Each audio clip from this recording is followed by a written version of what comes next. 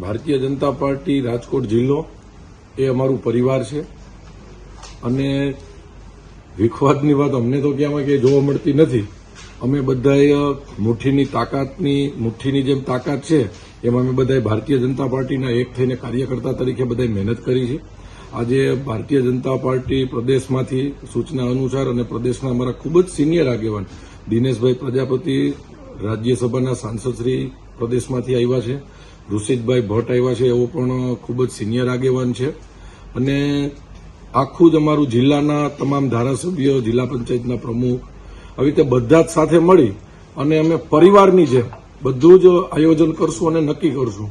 Bharatiya Janata party Rajkot જિલ્લામાં કોઈ પ્રકારનો વિખવાદ નથી. અમે બધાએ એક ભારત માતાના સંતાન છે અને અમે બધા જ રાષ્ટ્રની સેવા માટે આ પાર્ટીમાં કામ. હવે આ તો ચૂંટણી આવે એટલે એ તો બધા આવે, પણ એ તો જેમ બિલાડીના ટોપ જેવી વાત છે. અમે તો કોઈનું નામે લેવા માંગતા નથી. કોઈ લુખાવ ગુજરાતને બદનામ કરવા માંગે તો ગુજરાતની પ્રજા સમજુ અને સાણી છે. દિલ્હીની અંદર કોઈ એવી નવી પાર્ટી આવી તેને 10 વર્ષ લોકોને ભોળવા હતા. ઓરિજિનલ અરીસો દિલ્હીની પ્રજાએ એને બતાવી દીધું. ખોટું બોલીને તમે છેતરીને આવી ગયા છો. અત્યારે ભારતીય જનતા પાર્ટીની ત્યાં સરકાર છે. દેશની અંદર અત્યારે સૌથી મોટું ખેડૂતનું આંદોલન ક્યાંય ચાલતું હોય તો એ રાજ્યનું નામ પંજાબ છે.